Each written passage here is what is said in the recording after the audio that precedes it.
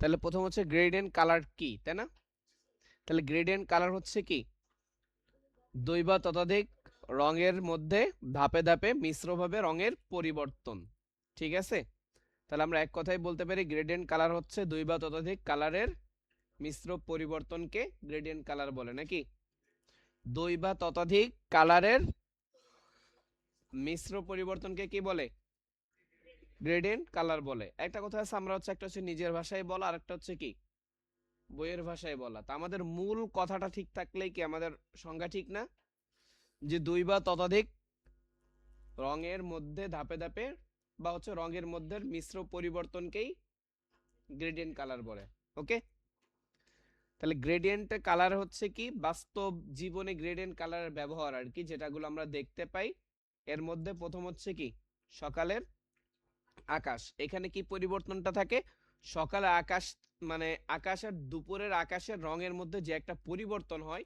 শুরুতে আমাদের সকালটা কি থাকে, একদম আকাশটা নীল বা সাদা বর্ণের থাকে না?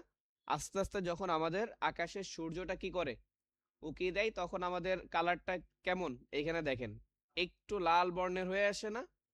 সূর্য অস্ত যখন যায় তখন কি আমাদের একটা নীল লাল, মানে নীল লালিমা বলি আমরা কি, তাই না?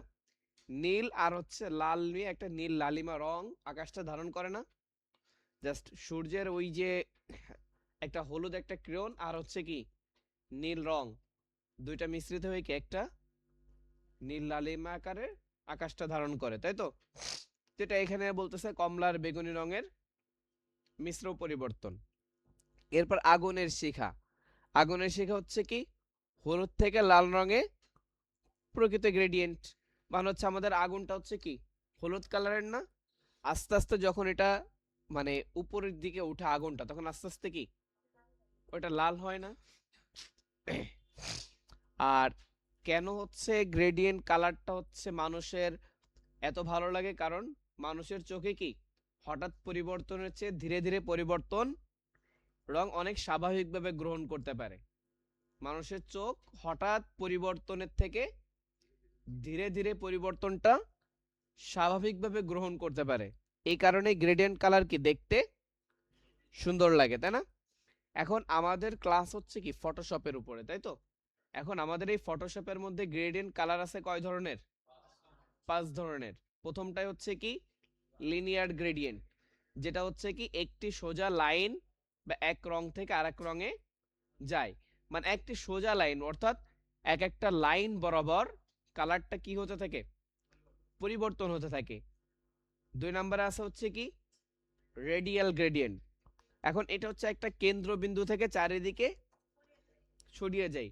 এখন এখানে আমরা কেন্দ্রবিন্দু যেটাকেই বলি সেখানেই কি বুঝি যে একটা গোলাকার কোনো কিছুকে তো কেন্দ্রবিন্দু বলে, তাই না?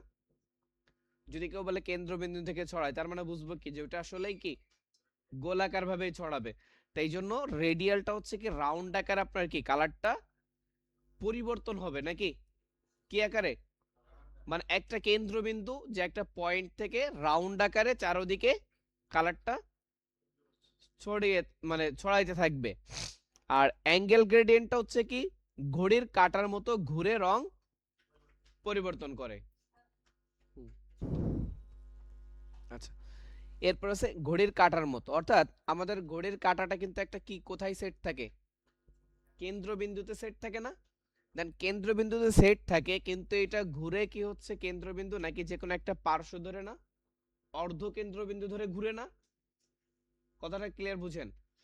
ঘড়ির কাঁটাটা সেট থাকে কোথায়, মাঝখানের একটা কেন্দ্রবিন্দুতে। কিন্তু ও তো আর কেন্দ্রবিন্দু থেকে এইটা যেমন বলছে চারিদিকে ছড়ায়, কিন্তু ও তার কেন্দ্রবিন্দু থেকে কি চারিদিকে ছড়াচ্ছে না বা চারিদিকে যাচ্ছে না। ও কি করতেছে, যে কোনো অর্ধ বৃত্তকে ধরে ঘুরতেছে না? দেন সেম ভাবে মানে অ্যাঙ্গেল গ্রেডিয়েন্টটা কি করে, ওই অর্ধ বৃত্তকে ধরে কি করতে থাকে, ঘুরতে থাকে আর কালারটা পরিবর্তন করতে থাকে। ঠিক আছে, এখন কালার পরিবর্তনগুলো তো হচ্ছে আপনি যেভাবে বলবেন, দুইটা বলবেন তিনটা বলবেন সেভাবে পরিবর্তন হবে, কিন্তু অ্যাঙ্গেলের কাজে হচ্ছে কি একটা ঘড়ির কাঁটার মতো ঘুরে পরিবর্তন হতে থাকবে। এরপর হচ্ছে কি রিফ্লেক্টেড গ্রেডিয়েন্ট। রিফ্লেক্টেডটা হচ্ছে কি যে মাঝখান থেকে দুই দিকে সমানভাবে রং ছড়ায়, তাই না? এখন আমরা আয়নার সামনে যদি দাঁড়াই তাহলে কি হয় বলেন তো, আমাদের আরেকটা প্রতিচ্ছবি দেখতে পাই না? দেন রিফ্লেক্টেটরও সেম ভাবে কাজ করে, যে আপনি যখন লিনিয়ার গ্রেডিয়েন্টটা করতেছেন তখন কিন্তু যে কোনো এক সাইড থেকে শুরু হচ্ছে আর হচ্ছে কি বিপরীত দিকে যাচ্ছে না? দেন সেম জিনিসটা যদি আমি আপনাকে এখন বাস্তবিক একটা উদাহরণ দেখাই, আমার এই জায়গাটা একটু খেয়াল করেন। আমি যখনই এখানে মাউস নিচ্ছি, এখানে কয়টা পিকচার দেখাচ্ছে? অনেকগুলো রিফ্লেক্ট হচ্ছে না? দেন এইভাবেই হচ্ছে আপনার কি হয়, দেন আপনি যখন রিফ্লেক্টেড ব্যবহার করবেন, আপনি যে কালারটা থেকে শুরু করবেন সেই কালারটা মধ্যবর্তী অবস্থানে থাকবে, বাকি কালারগুলো দুই সাইডে মানে ওই কালারের দুই সাইডে কি হতে থাকবে, রিফ্লেক্ট হতে হতে পরিবর্তন করবে। দেন লিনিয়ার হচ্ছে একবার কালার দেখা যায়, আর রিফ্লেক্টেড হচ্ছে কি সেম কালারটা মধ্যবর্তী মানে শেপের বা হচ্ছে যে কোনো অবজেক্ট হোক, অবজেক্টের মধ্যবর্তী অবস্থান থেকে শুরু হয়, দুই দিকে কি ছড়াইতে ছড়াইতে যায়, লাইন আকারেই ছড়াই কিন্তু কয় দিকে ছড়াই, দুই দিকে পরিবর্তন হয়। ঠিক আছে, লিনিয়ারে একদিকে মানে হচ্ছে আপনি যেখান থেকে শুরু করবেন ওই দিক থেকে একদিকে যেতে থাকবে, আর রিফ্লেক্টেড হচ্ছে কি যে মধ্যবর্তী অবস্থান থেকে ও দুই সাইডেই লাইন আকারে কালার দিতে দিতে যাবে। ক্লিয়ার? এরপর হচ্ছে ডায়মন্ড। তা ডায়মন্ড আকৃতিতে রং কি হয়, পরিবর্তিত হয়। এটার ক্ষেত্রেও নির্দিষ্ট একটা কি থাকে, কেন্দ্রবিন্দু থাকে, যেমনটা আমাদের রেডিয়ালে আছে। তাহলে রেডিয়ালে আমাদের যেমন একটা কেন্দ্রবিন্দু থেকে কি হলো, রাউন্ড আকারে ছড়াচ্ছে না চারদিকে, আর এটার ক্ষেত্রে একটা শেপ ধারণ করবে। একটা কি ধারণ করবে, শেপ। সেই শেপটা হচ্ছে কি শেপ, ডায়মন্ড শেপ। মানে এইখানে কালারটা যেভাবে ছড়াবে কেন্দ্রবিন্দু থেকে ডায়মন্ড শেপে কালারটাকে পরিবর্তন হবে, আর ওই শেপেই কালারটা দেখা যাবে। ক্লিয়ার? তাহলে এইটা হচ্ছে আমাদের কি পাঁচ মানে ডায়মন্ড গ্রেডিয়েন্ট, আর টোটাল ওভারঅল পাঁচটা গ্রেডিয়েন্ট এরিয়া। তাহলে লিনিয়ারটা হচ্ছে কি সোজা লাইন, সোজা লাইন বরাবর কালার পরিবর্তন করতেছে। রেডিয়ালটা হচ্ছে কি নির্দিষ্ট একটা কেন্দ্রবিন্দু ধরে পরিবর্তন করতেছে, যেটা হচ্ছে কি আমরা রাউন্ড আকারেও পরিবর্তন বলতে পারি। দেন আরেকটা হচ্ছে কি অ্যাঙ্গেল গ্রেডিয়েন্ট, যেটা হচ্ছে ঘড়ির কাঁটার মতো, যেটা যেটা হচ্ছে কি করবে, একটা নির্দিষ্ট কেন্দ্রবিন্দুর অর্ধবৃত্ত ধরে কালারটা কি পরিবর্তন হবে, মানে অর্ধ অংশও বলতে পারেন, অর্ধবৃত্তও বলতে পারেন। মানে একটা কেন্দ্র যদি হয়, কেন্দ্র তো অবশ্যই দুই দিকে, কেন্দ্র তো মধ্যবর্তী অবস্থান হয় না, এই জন্য যে কোনো অর্ধ অংশ ধরে একটা কালার একটা লাইন বরাবর কি চেঞ্জ হয়, যেটা আমরা প্র্যাকটিক্যালি গেলে আরো সহজে বুঝতে পারবো। এরপর আছে কি রিফ্লেক্টেড গ্রেডিয়েন্ট, যেটা হচ্ছে কি লাইনের বিপরীতই, লাইনটা হচ্ছে একদিক দিয়ে কালারটা প্রবাহিত হয়, আর রিফ্লেক্টেডটা কি মাঝখান থেকে শুরু হয়, সেম লাইন বরাবর দুই দিকেই কি সমানভাবে কালারটা ছড়ায়। আর ডায়মন্ডটা হচ্ছে কি রিলেটেডের মানে রেডিয়ালের কাছাকাছি কালার, যেটা হচ্ছে রেডিয়ালটা হচ্ছে কি কেন্দ্রবিন্দু থেকে বৃত্তাকারে কালার ছড়াচ্ছে, আর এটা হচ্ছে একটা ডায়মন্ড শেপে কালার ছড়াবে। ক্লিয়ার? এরপর আসি হচ্ছে আমরা কোথায় কোন গ্রেডিয়েন্ট ব্যবহার করে নাকি, গ্রেডিয়েন্ট কোথায় কোন গ্রেডিয়েন্ট, তাহলে প্রথম হচ্ছে কি ব্যাকগ্রাউন্ড, এরপরে আছে কি ফোকাস পয়েন্ট। এখন ফোকাস পয়েন্ট বলতে আমরা কি বুঝি, আর একটা হচ্ছে ক্রিয়েটিভ এলিমেন্ট। প্রত্যেকটা অবজেক্টের কিন্তু একটা ফোকাস পয়েন্ট থাকে, বা মানুষের চোখটা যেখানে মানে পড়ে আর কি, তাই না? তাহলে গ্রেডিয়েন্ট মানে কোথায় কোন গ্রেডিয়েন্ট, তাহলে হচ্ছে কি ব্যাকগ্রাউন্ড, ফোকাস পয়েন্ট, আর একটা হচ্ছে কি ক্রিয়েটিভ এলিমেন্ট। এই সব জায়গায় হচ্ছে কি ভালো কাজ করে, এই সব জায়গায় কি গ্রেডিয়েন্ট ভালো কাজ করে না, নাকি সঠিক জায়গায় ধরন ব্যবহার?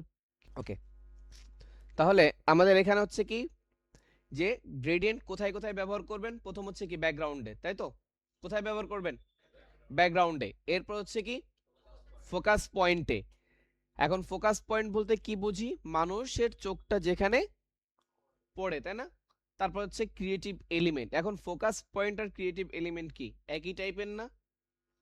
মানে ওই যে ফোকাস পয়েন্ট ও রিলেটেড কি ক্রিয়েটিভ এলিমেন্ট মানে আপনি নতুন মানে এমন একটা শেপ ড্র করছেন যেটা হচ্ছে আপনার নিজের ক্রিয়েটিভিটি বা হচ্ছে যেটার দিকে মানুষের নজরটা যাবে, এই টাইপেরটাকে কি ক্রিয়েটিভ এলিমেন্ট বলতেছে। মানে আপনি যদি শুধু ফোকাস পয়েন্ট ধরে ক্রিয়েটিভ এলিমেন্ট বাদ দেন প্রবলেম হবে না। এখন হচ্ছে সোশ্যাল মিডিয়ায় মানে পোস্টারে গ্রেডিয়েন্ট কেন জনপ্রিয় নাকি? দেখেন আমরা সাধারণত যখনই কোনো কিছুকে পোস্ট একটা দেখি, ঠিক আছে, যখন কোনো একটা পোস্টকে দেখি দেখার পরে কি সেটা ওইখানে দাঁড়াই নাকি স্ক্রল করে চলে যাই? স্ক্রল, দাঁড়ান, স্ক্রল করতে থাকেন না। যখন ফেসবুক বা আদার্স সোশ্যাল মিডিয়া করেন তখন কি স্ক্রল করেন না? দাঁড়ান কখন? যখন আপনার চোখে ভালো লাগে। এখন এই যে কথাটা পূর্বে আমরা পড়ে আসছি কি গ্রেডিয়েন্ট মানুষের চোখে কি ভালো লাগায় না, মানে হার্ট কালার পরিবর্তন থেকে। দেন হচ্ছে এই জন্য কি বলতেছে যে পোস্টের স্ক্রল কি থামাই। কিভাবে থামাই? কারণ ওই যে আপনার চোখটাকে ওইখানে ও আটকে ফেলে, ঠিক আছে। এরপর হচ্ছে কি ব্র্যান্ডকে প্রিমিয়াম লুক দেয়, তাই না, এবং সাধারণ ডিজাইনকে আলাদা করে তোলে। কারণ হচ্ছে আমরা সলিড কালার বা মানে যেটাকে একটা কালার বলি ওটাকে আমরা কি বলি? সলিড কালার বলি বা ফ্ল্যাট কালার বলি, মানে একটা কালার।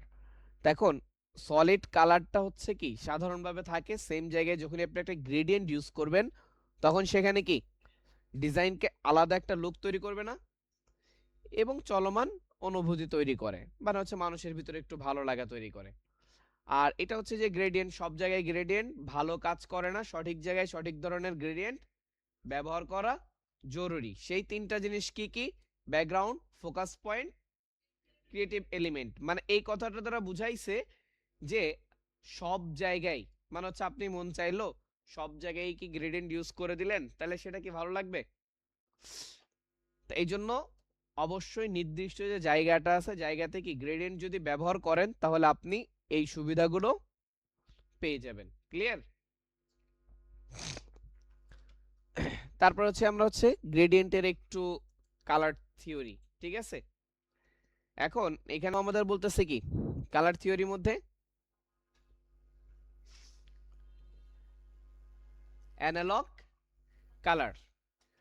এখন এই অ্যানালগ কালারের আগে হচ্ছে আমাদের যেটা বুঝে আসতে হবে কালার হুইল। কালার হুইল, উপরে যে জিনিসগুলো দেখতেছেন এটা হচ্ছে কি জানেন? Colour wheel. এটাকে কি বলে? Colour wheel. আমি যদি একটু এর পাশাপাশি অন্য জায়গাতে দেখাই,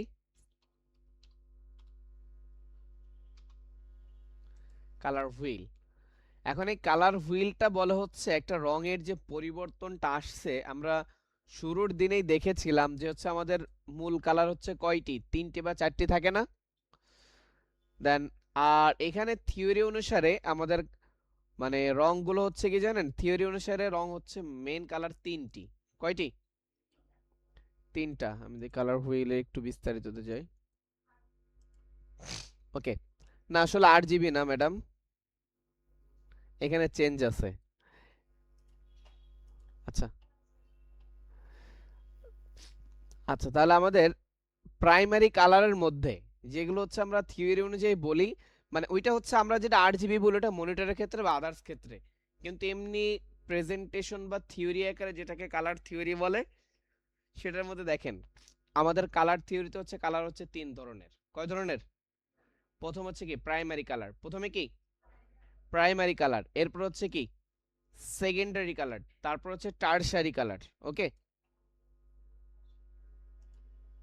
আমাদের বেসিক কালার কালার ধরন হচ্ছে কয়টি? তিনটা। কালার টাইপ কয়টি? Primary, secondary, tertiary. ওকে, এখন প্রাইমারি কালার আবার হচ্ছে কয়টি? তিনটি। প্রাইমারি কালার কয়টি? এখন আমি একটু কালার হুইলে আসি। আবার সেকেন্ডারি কালার কয়টি? তিনটি।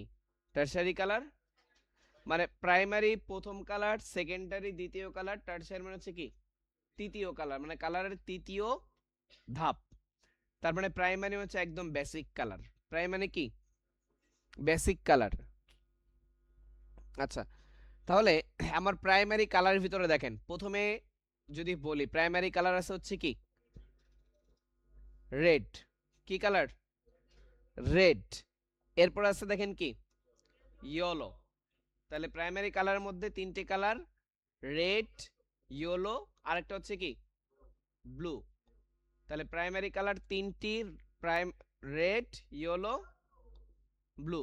ওকে, সবাই লিখলে প্রাইমারি কালার হচ্ছে তিনটি, রেড, ইয়েলো, ব্লু। এবার আসে সেকেন্ডারি কালার। সেকেন্ডারি কালারও হচ্ছে আবার কয়টি, তিনটা। দেখেন তাহলে সেকেন্ডারি কালারটা হচ্ছে কি কি, অরেঞ্জ, তারপর হচ্ছে কি গ্রিন, তারপর একটা হচ্ছে কি purple. Orange, green, purple. Orange, green, purple হচ্ছে তিনটা কি। এখন আসি এই কালারটা কিভাবে উৎপাদন হইলো বা কিভাবে তৈরি হলো। দেখেন প্রাইমারি এবং হচ্ছে সেকেন্ডারি, সরি প্রাইমারি রেড এবং প্রাইমারি ইয়েলো, প্রাইমারি রেড এবং প্রাইমারি ইয়েলো যখন দুইটা কালার 50-50-তে সংমিশ্রণ হয় তখন আমরা যে কালারটা পাই সেটা হচ্ছে কি অরেঞ্জ। প্রাইমারি এবং হচ্ছে কি yellow, primary red, primary yellow দুইটা যখন মিশ্রিত হয় তখন আসে কি সেকেন্ডারি অরেঞ্জ, সেকেন্ডারি আর কি।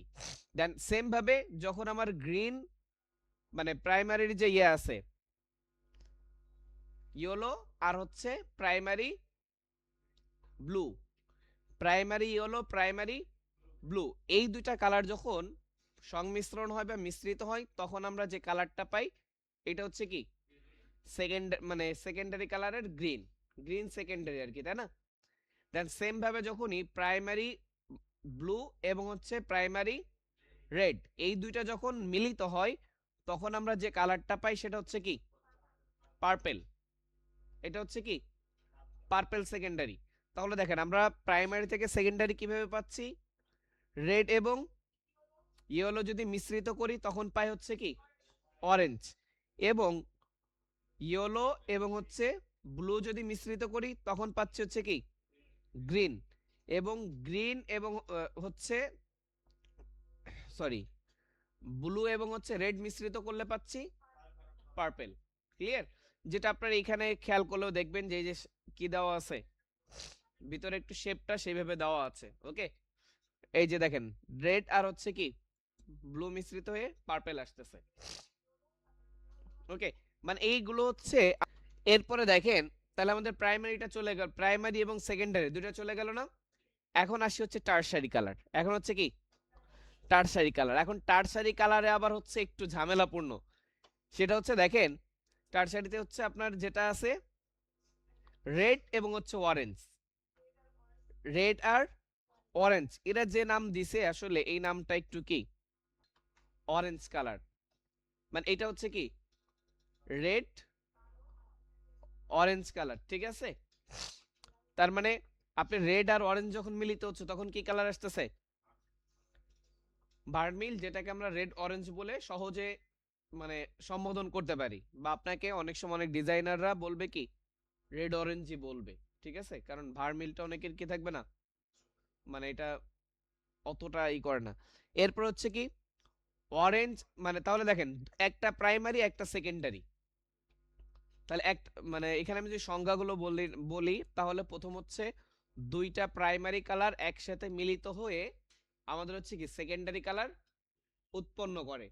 দেন তাহলে সেকেন্ডারি কালার কিভাবে আসে, দুইটা প্রাইমারি কালারকে একসাথে মিশিয়ে, তাই না।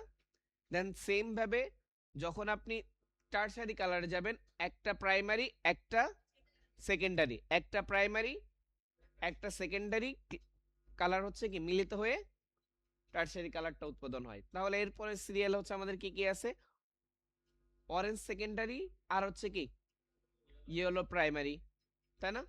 Orange secondary yellow primary. তাহলে এখন এটা হচ্ছে কি অ্যাম্বার কালার, তাই তো, যেটাকে আমরা বলতে পারি কি ইয়েলো অরেঞ্জ।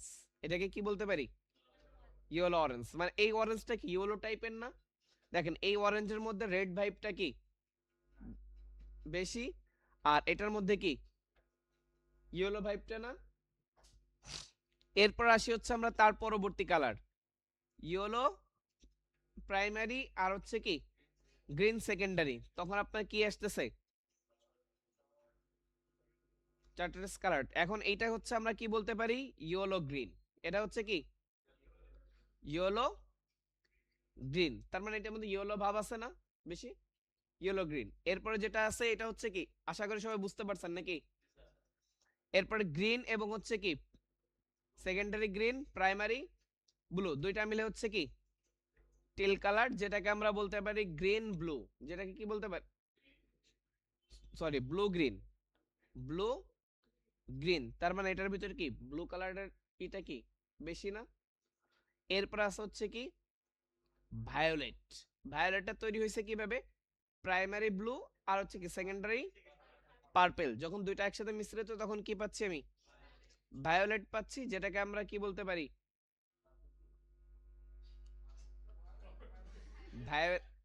ভায়োলেটটা ভায়োলেটই বলে, আপনি এখানে বলতে পারেন কি ব্লু পার্পল, ঠিক আছে। আচ্ছা, এরপর আছে হচ্ছে কি আমাদের পার্পল আর হচ্ছে কি রেড মিলে কি হচ্ছে ম্যাজেন্টা, তাহলে এটা হচ্ছে কি রেড পার্পল আর কি, ঠিক আছে। এটা ব্লু পার্পল আর এটা হচ্ছে কি রেড পার্পল। আচ্ছা বলেন, তাহলে কালারটা কিভাবে চেঞ্জ হয় বা কালারটা কিভাবে আসে বুঝতে পারছেন। এখন এইটা গেল হচ্ছে আমার কালার চেঞ্জ, কিন্তু আমার এইখানে যেটা দেওয়া আছে এটা কিন্তু আর একটু ডিফারেন্ট। ওকে, এটার জন্য আমার আবার এই কালারের কিছু বিষয় জানতে হবে, সেটা হচ্ছে এই যে কালারগুলো ব্যবহৃত হয়, এখন ওইখানে দেওয়া আছে ব্যবহারের কিছু কি নিয়ম আর কি, আসলে কালারটা কিভাবে ব্যবহার করলে সুন্দর হবে। এখন নিয়মের মধ্যে আমি যে ওয়েবসাইটটাতে আছি ওয়েবসাইটটা যদি একটু দেখেন, এখানে প্রথম কি আছে অ্যানালগ কালার, প্রথমে কি আছে মানে ওইখানের থেকে আমি এখানে আর ভালো বুঝতে পারবো আর কি। প্রথম অ্যানালগ কালার, এখন অ্যানালগ কালারের মধ্যে দেখেন, মানে আমি প্রথম দিন হয়তো ডিজাইনে বলেছিলাম একটি জায়গায় কয়টি কালার সর্বোচ্চ ব্যবহৃত করা যাবে, তিনটি কালার। কয়টি কালার, তিনটি কালার। এখন আপনি যদি অ্যানালগ কালারে আসেন, তো অ্যানালগ কালারটা যদি আপনি ব্যবহার করেন আপনার ডিজাইনে, তাহলে দেখেন অ্যানালগ কালারটা হচ্ছে আপনার মূল কালারের পার্শ্ববর্তী কয়টা কালার, তিনটা কালার, পাশাপাশি কয়টা কালার,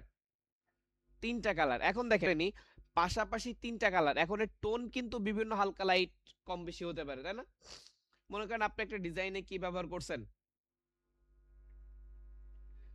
রেড, আপনি পাশাপাশি দুইটা কালার আবার কি নিতে পারেন ম্যাজেন্টা আর হচ্ছে কি একটা ম্যাজেন্টা আর হচ্ছে কি রেড অরেঞ্জ, তাই না। তাহলে এইটা হচ্ছে কি অ্যানালগ টাইপের কালার না।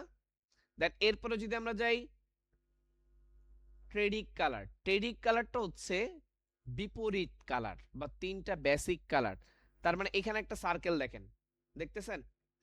এখন এই সার্কেলটা যখনই আপনি ঘোরাবেন, আসলে এটা ঘোরানোর আরেকটা ওয়েবসাইট আছে ওইখানে ঘোরানো যায় আর কি। এখন দেখেন বেসিক তিনটা কালার ধরছেন না, যখন এইদিকে ঘোরাবেন তখনও কি কি ধরবে সেকেন্ডারি মানে টারসারি তিনটা ধরবে না। তার মানে হচ্ছে একটা কালারের বিপরীত যে কালারগুলো আছে সেই কালারটা না। আরেকটা হচ্ছে স্কোয়ার, আরেকটা হচ্ছে কি স্কোয়ার, যেটার মাধ্যমে হচ্ছে চারটা রেক্টাঙ্গেল আকারে কালারগুলো কি করবে চুজ করবে। এখন আসলে পাশাপাশি তিনটা কালার নিতে পারি। এখন এইটা নিলে কি হবে আর না নিলে কি হবে, ওই যে আমরা বিভিন্ন ডিজাইনে দেখি না যে কালার মিশ্রণ কিভাবে কিভাবে ডিজাইনটা সৌন্দর্য ফুটে ওঠে। আপনি যদি সেম ভাবে পাশাপাশি তিনটা কালার নেন তখন কি ডিজাইনটা দেখতে ভালো লাগবে, কথা বুঝতে পারছেন। দেন এরপর হচ্ছে কি সাধারণত অ্যানালগ কালারটা খুব কম ইউজ করা হয়, এটা ব্যাকগ্রাউন্ডে বেশি মানে ব্যবহার করা হয় আর কি, ঠিক আছে। গ্রেডিয়েন্ট তৈরিতে দেখেন কি বলতেছে, এটা কোথায় ব্যবহার করা হয় গ্রেডিয়েন্ট তৈরিতে না। দেন এরপর হচ্ছে কি হ্যাঁ দেখেন হচ্ছে কি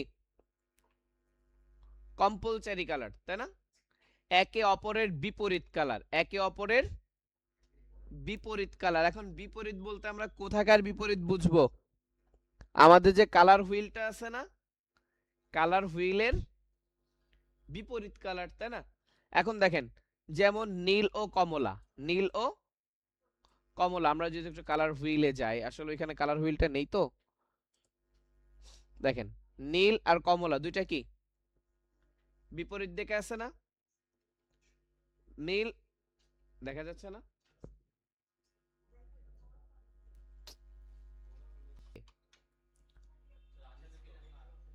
আচ্ছা, কালার হুইলের ক্ষেত্রে যখন আপনি কালারগুলো চুজ করতেছেন ট্রায়াঙ্গেল আকারে, তখন বিপরীত দিকের কালারগুলো হচ্ছে কি কম্পালসারি কালারে।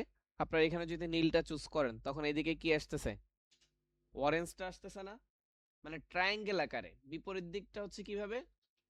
ট্রায়াঙ্গেল আকারে বিপরীত কালার বলতে এখানে হচ্ছে ভায়োলেট আর হচ্ছে কি অরেঞ্জ, যে ইয়েটা আছে এটা না। এরপর হচ্ছে আবার এদিকে যদি আসেন তখন আপনি কি কালার পাবেন? গ্রিনটা পাচ্ছেন না? তো এই যে কালার চেঞ্জ, এটা হচ্ছে কি কালার? কম্পালসারি কালার আর কি, ঠিক আছে? আচ্ছা, তাহলে যেমন নীল ও কি কমলা আকর্ষণীয় ভিজুয়াল তৈরি করে। এখন এই টাইপের কালারগুলো আপনি সাধারণত যখন আপনার ডিফারেন্ট কালারগুলো কোনো টেক্সটে ব্যবহার করবেন, কোনো কিসে ব্যবহার করবেন?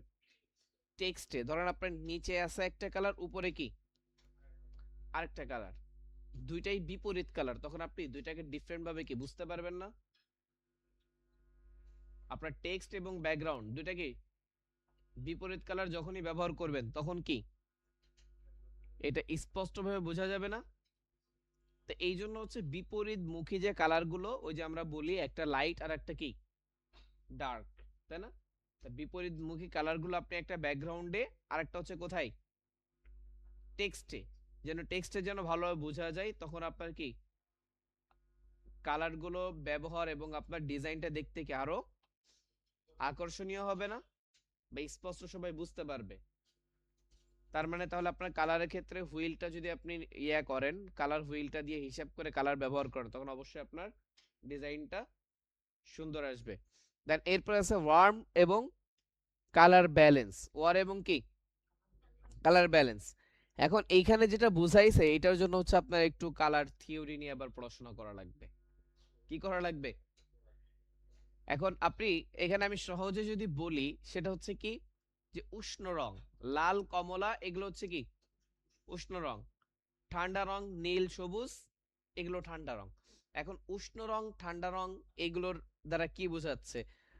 আপনি যদি শীতকালীন বা হচ্ছে এমন কোনো করতেছেন যেটা হচ্ছে গরম কোনো নিউজ না, গরম নিউজ মানে তো বুঝেন, আমি কিন্তু একদম নিজের ভাষায় গরম নিউজ মানে বুঝেন যে যে জিনিসটাকে আপনি অতিরিক্ত হাইলাইট করতে চাচ্ছেন, এটাকে আমরা কি বলি? গরম খবর বলি নাকি আমাদের নিজেদের ভাষায়?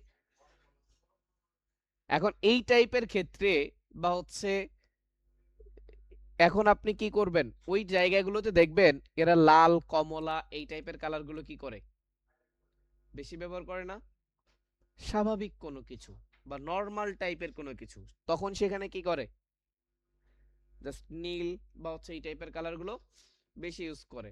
দেখবেন আপনি যে গরম গরম যে খাবারগুলো ফুড পান, ফুডের ক্ষেত্রে পোস্টারগুলোর ক্ষেত্রে দেখবেন কি নীল লাল হলুদ এই টাইপের কালারগুলো কি বেশি ব্যবহার করা হয় না? মানে যেগুলো রোদ মানে ইয়েলো টাইপের, একটা কথাই রেড ইয়েলো টাইপের কালারগুলো ফুড পোস্টারগুলোতে বেশি ব্যবহৃত হয়।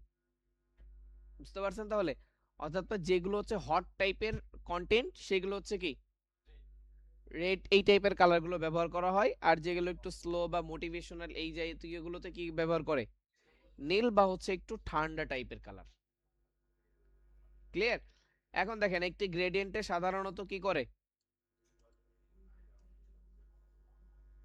দুই বা তিনটি রং, আর এখানে হচ্ছে একটু ডিফারেন্ট কেন দিছে, এখন আমার কালারও আপনি নিতে পারেন, তারপর আবার কি কমান্ডে ঝামেলা, পাশাপাশি কালার নিতে পারেন, বিপরীত কালার নিতে পারেন, আর অবস্থান বুঝে আপনি যখন যে কাজের জন্য ব্যবহার করবেন সে অনুযায়ী কি কালারটা সেই টাইপের ইউজ করবেন নাকি? আচ্ছা, এখন আসি হচ্ছে আমাদের ফটোশপে গ্রেডিয়েন্ট টুলের ব্যবহার নাকি। এখন এটা আমরা এখান থেকে না দেখে সরাসরি চলে যাব কোথায়, ফটোশপে। ওকে, কোথায় চলে যাব, ফটোশপে। এখন আমরা জাস্ট একটু জিনিস দেখি লাস্ট, এটা হচ্ছে কি গ্রেডিয়েন্ট ব্যবহারের ক্ষেত্রে সাধারণ যে ভুলগুলো আমরা করি, অলরেডি আমি আলোচনার ভিতর বলে ফেলছি, তারপর একটু দেখা যাক। সেটা হচ্ছে কি গ্রেডিয়েন্ট ব্যবহারের স্থান পুরো ব্যাকগ্রাউন্ডে অথবা কোথায়, টেক্সটের পিছনে সিএটে বাটন মানে অ্যাকশন বাটন আছে না, যে বাটনগুলো আমরা ব্যবহার করি। এরপর হচ্ছে কি ছবির উপর ওভারলে হিসেবে। ওভারলে হিসেবে বলতে কি বোঝাচ্ছে, আপনি একটা ছবির উপরে একটা শেপকে হালকা করে দিছেন, দিয়ে ওইটার উপরে কি ওভারলে কালারে ব্যবহার করতে পারেন গ্রেডিয়েন্ট। ওকে, এরপর টাইপোগ্রাফির ক্ষেত্রে হালকা গ্রেডিয়েন্ট, গাঢ় টেক্সট, তাই না, গাঢ় গ্রেডিয়েন্ট, হালকা টেক্সট। মানে ওই যে একটু আগে আমি যেটা বললাম যে আপনি টেক্সটের ক্ষেত্রে মানে ব্যাকগ্রাউন্ডে যেটা ইউজ করতেছেন সেটা যদি হালকা হয় তাহলে টেক্সটটা কি হবে, গাঢ় হবে না। এরপর যদি গাঢ়টা হয় গ্রেডিয়েন্ট তাহলে টেক্সটটা কি হবে, হালকা।